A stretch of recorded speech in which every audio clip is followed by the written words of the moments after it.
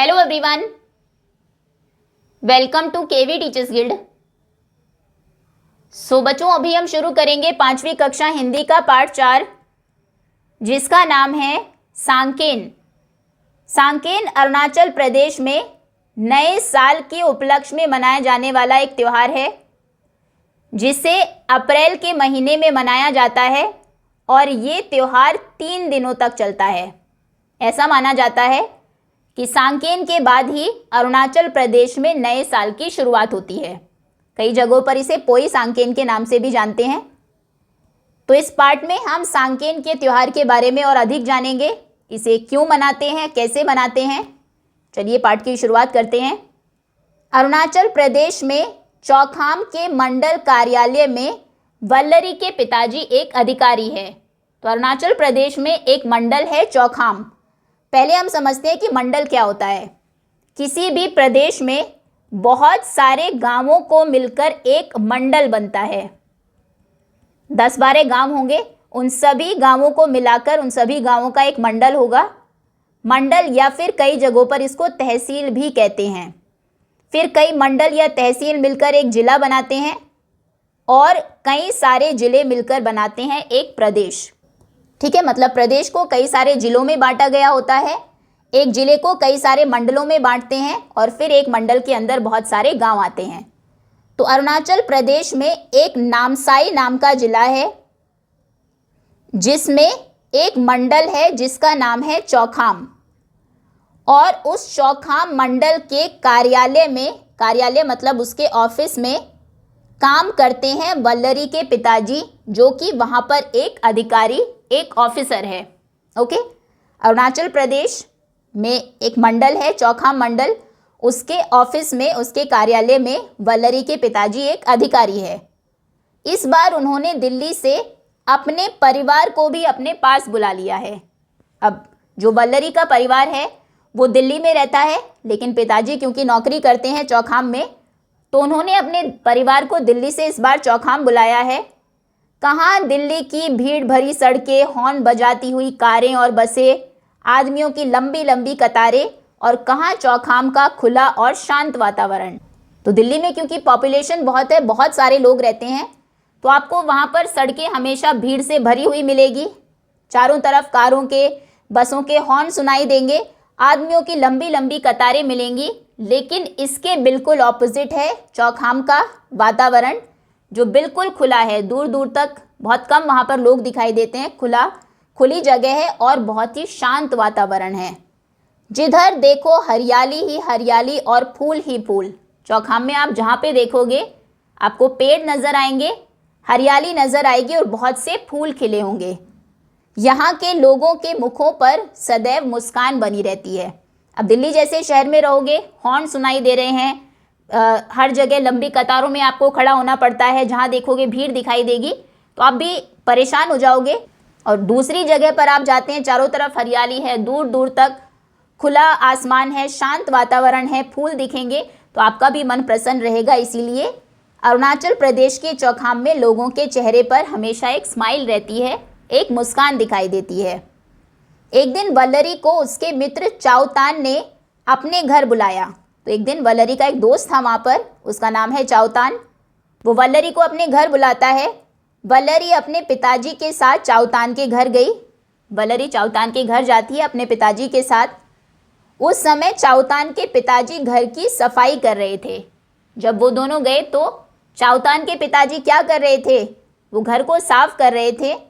वल्लरी और उसके पिता को देखकर उन्होंने सफाई का काम छोड़ दिया और उन दोनों का स्वागत किया। आपके घर में भी कोई आता है तो काम छोड़कर हम पहले स्वागत करते हैं, तो पिताजी ने भी वही किया, साफ सफाई का काम छोड़ दिया और वल्लरी और उसके पिताजी को वेलकम किया, उनका स्वागत किया। चाउतान की माताजी कई प्रकार के पकवान ले आई। चाउतान की माताजी ने खाने के लिए बहुत सारी डिशेस बनाई हुई थी, बहुत से पकवान वो लेकर आती है और ये पकवान बहुत स्वादिष्ट थे। सभी पकवान बहुत अच्छे बनाए थे, बहुत टेस्टी थे।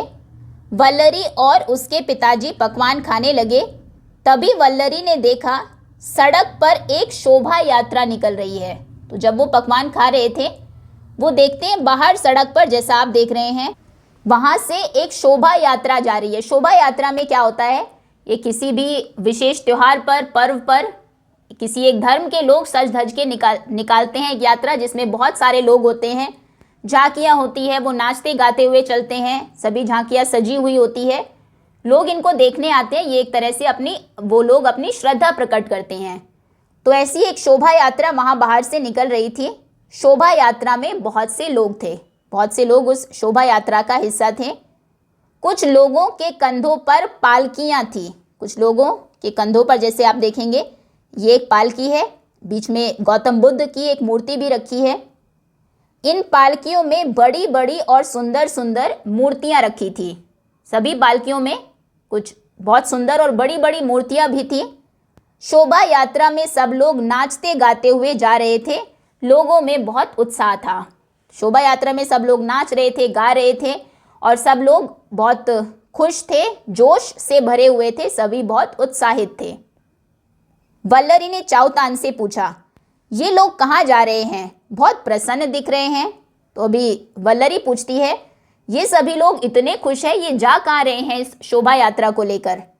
चाउतान ने बताया, अभी 1-2 दिन पहले ही हमारे गांव के लोगों ने नदी के किनारे एक मंदिर बनाया है।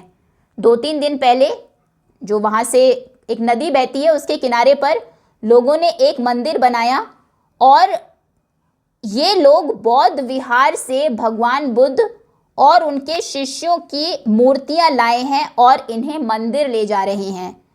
तो उन लोगों ने वो लोग अब क्या करते हैं, ये एक्चुअली उस फेस्टिवल का हिस्सा ही है। एक मंदिर बनाया जाएगा, फिर पास के बौद्ध विहार से, बौद्ध विहार कहते हैं जहाँ पर बौद्ध धर्म को मानने वाले जो बुद्धिस्ट मॉन्क्स होते हैं, जिन्हें आप बौद्ध भिक्षु भी कहते हैं, वो लोग वहाँ पर रहते हैं, मेडिटेशन करते हैं, जो गौतम बुद्ध की टीचिंग्स हैं, उनकी शिक्षा है, वो लोगों को बताते हैं। तो उस बौद्ध विहार में बहुत सारी मूर्तियां भी होती है।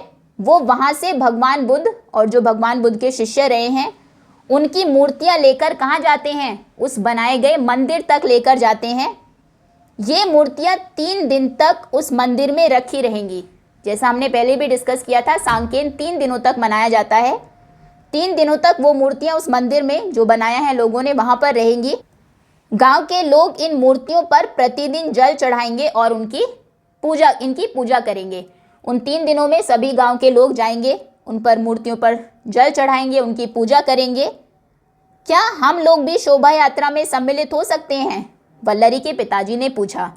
वल्लरी के पिताजी कहते हैं, इस शोभा यात्रा में क्या हम भी शामिल हो सकते हैं, हम भी जा सकते हैं? हाँ हाँ अवश्य, चलिए हम सब शोभा यात्रा में चलते हैं, चाउतान के पिताजी बोले। चाउतान के पिताजी कहते हैं, हाँ बिल्कुल, कोई भी जा सकता है शोभा यात्रा में, चलो हम भी चलते हैं। वे सब शोभा यात्रा में सम्मिलित हो गए। तो सब, वल्लरी उसके पिताजी, चाउतान उनके पिताजी, शोभा यात्रा में शामिल हो जाते हैं। शोभा यात्रा में लोग गाते बजाते हुए और नाचते कूदते हुए जा रहे थे। उनकी प्रसन्नता का ठिकाना नहीं था।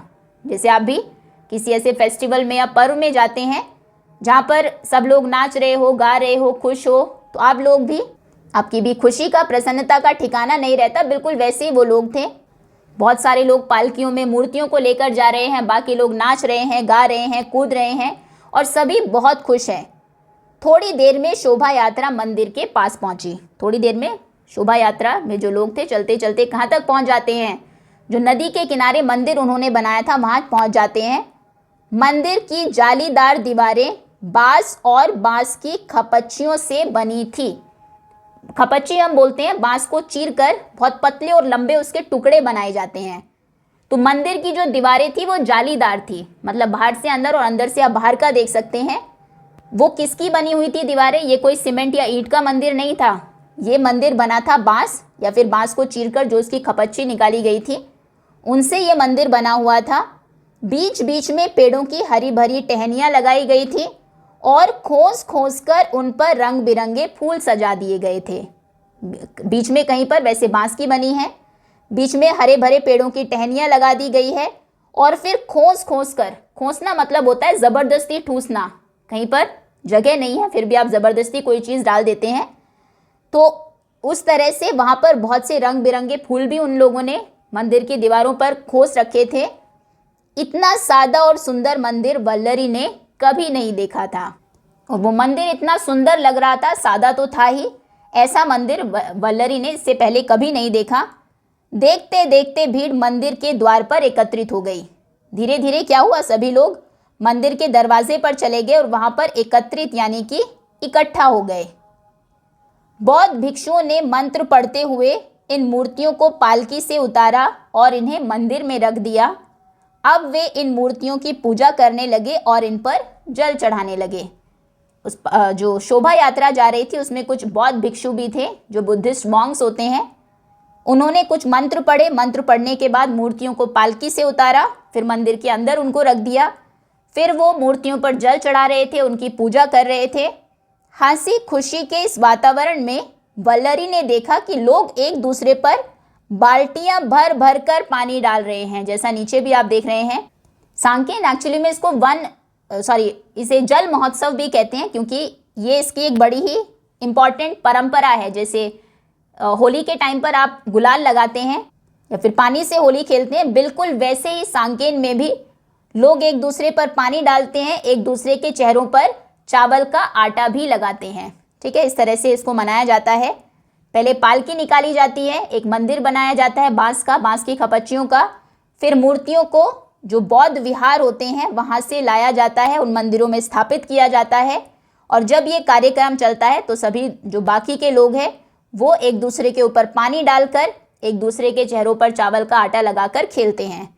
वल्लरी को होली की याद आ गई। जैसा हमने कहा भी, होली में भी कुछ ऐसा ही होता है। उसने चाउतान से कहा, चाउतान भाई, लगता है कि लोग होली का त्यौहार मना रहे हैं। तो वो कहते हैं कि ये तो देखकर लग रहा है लोग चावल का आटा लगा रहे हैं, जैसे आपके यहाँ रंग लगाते हैं, फिर होली के जैसे ही पानी फेंक रहे हैं। तो वल्लरी कहते हैं कि ये लोग क्या होली का त्यौहार मना रहे हैं? चाउतान बोला, तुम्हें मालूम नहीं, आज हमारे यहाँ सांकेन का त्यौहार है। तो तब वो बताता है कि ये जो शुरू से हम चीज़ें देख रहे हैं ये किसका पार्ट है? ये सभी सांकेन का जो त्यौहार है उसी का पार्ट है।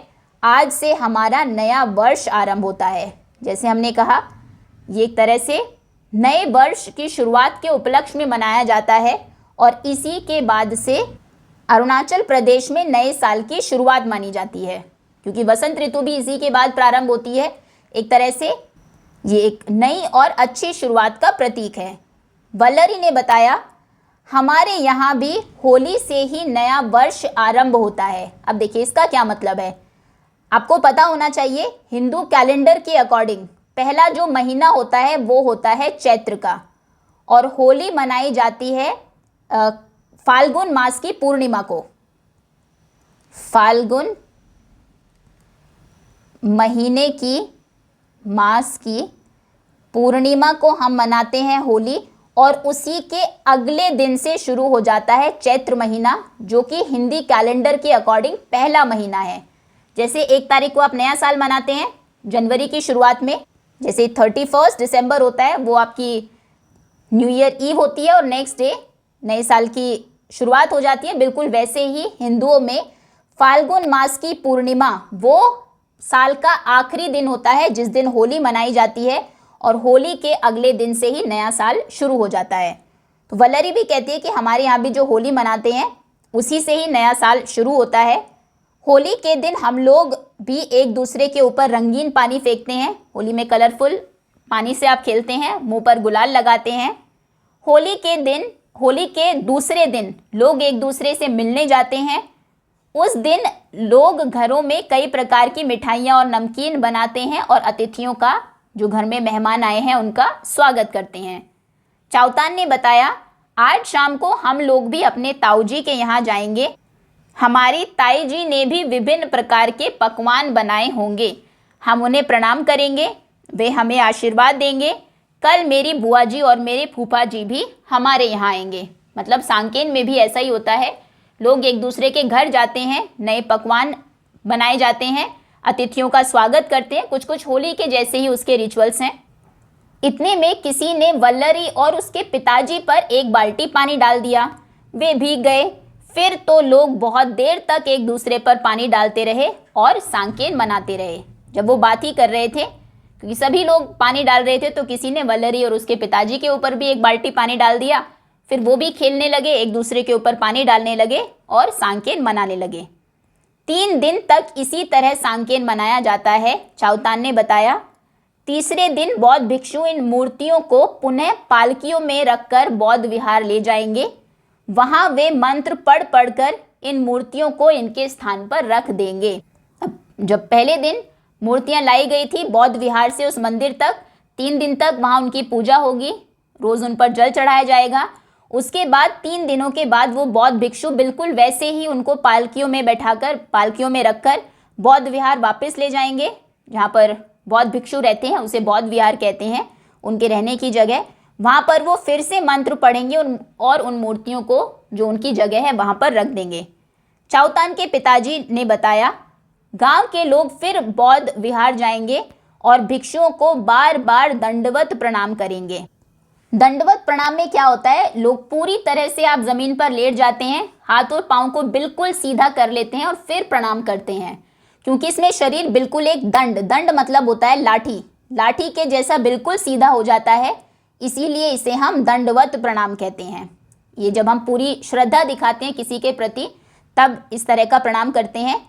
तो फिर गांव के लोग जब ये हो जाएगा वो बौद्ध विहार जाएंगे, भिक्षुओं को बार बार नीचे लेटकर हाथ जोड़कर दंडवत प्रणाम करेंगे। लोग हमें आशीर्वाद देंगे, खेती फले फूले तुम्हारी, कोई न हो तुम्हें न हो कोई बीमारी, हिल मिलकर सब नाचे गाएं, नए साल में खुशी मनाएं। फिर बौद्ध भिक्षु सभी को आशीर्वाद देते हैं अपना, कहते हैं कि तुम्हारी फसल अच्छी हो, कोई बीमारी तुम्हें ना हो, तुम इस तरह से खुश रहो, नाचते गाते रहो और नए साल में खुशियां मनाते रहो। चलिए, तो ये था आपका पार्ट। उम्मीद है सांकेन ये जो फेस्टिवल त्यौहार है इसके बारे में बहुत सी नई चीज़ें आपको पता लगी होगी। Thank you so much for watching.